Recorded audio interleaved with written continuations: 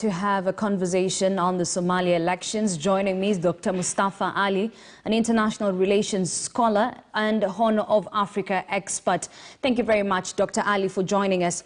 Now, elections were set for 8th of February, and here we are seeing an emergency meeting to agree on a common electoral calendar. Is it really the time to plan an electoral common calendar? Yes, it is. And if Somalia and the political leaders in Somalia don't agree on another timetable, then the country is staring at a disaster come 8 February, which is a few days from now. And unfortunately, Somalia has found itself in this situation because the current administration of Mohamed Abdullahi Farmajo decided that they were not going to go with the September 17th agreement that basically set out all the rules and guidelines on how to have a free and fair elections. And so this meeting is timely, and it's actually what is happening in Dusamareb this week is a make or break for Somalia in the coming days. Most people are arguing that we only have, what, 5 days to the election. Is it really going to take place? I don't think the election is going to take place as planned.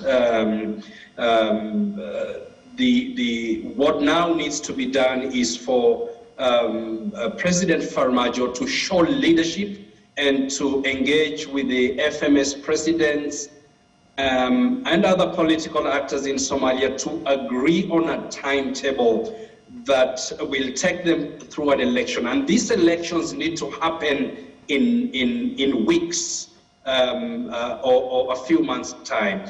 If Farmajo extend his rule in an undemocratic manner, then Somalia will go back to where it was before, and that is the reign of warlords. I believe that Somalia can actually hold elections if they come up with a new timetable today or tomorrow. All right, I want us to talk about the implication of an indirect election. We're aware that the one-person, one-vote election in Somalia remains elusive. What exactly is the implication for the country for an indirect election? I think the indirect vote that has been planned and agreed upon by the various actors in Somalia is the best in the current situation.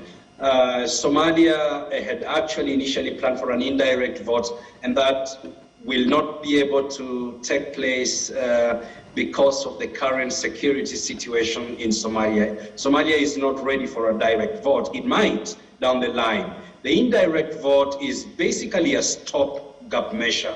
Somalia is a country in transition. The political leaders, too, in Somalia are all in transition. And they need to understand that in a conflict, in a country that is ravaged by conflict, you hardly actually have a president ruling for a very long time. And that has been the case since Sheikh Sharif took power in 2012. It's been one-term president all along. And we see spirited efforts at this point in time by the current president to try and arm twist the political actors and the processes so that he can get a second term, which is going to put Somalia in a very tight situation and possibly renewed violence. We have been seeing strong opposition from Jubaland and Puntland. Are we likely to see the two go the way of Somaliland if this continues? Yeah, Somaliland broke away because of insecurity, very poor governance, and pulling and pushing by political actors in Somalia. Now, the thing is, if the current president is going to play games with democracy and is not going to allow for the democratic process and consensus to continue, then we might see a situation where Jubaland, Puntland, and other areas, reconsidering their stay in that union. I don't think that will happen immediately. I think both President Madobe and Deni believe in a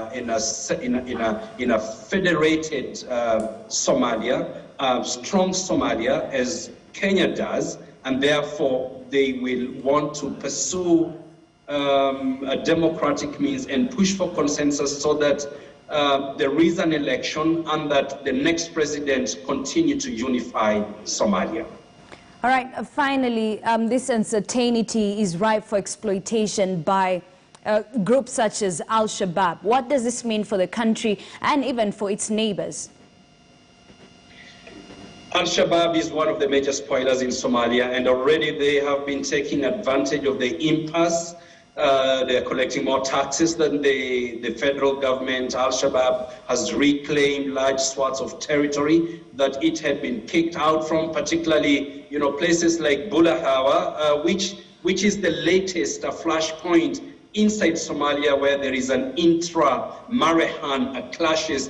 It is KDF that liberated Bulahawa from Al-Shabaab, and if unfortunately the various competing factions in Somalia continue to fight amongst each other, what will happen is that groups like Al-Shabaab will take advantage and control those territories that they had been kicked out from before.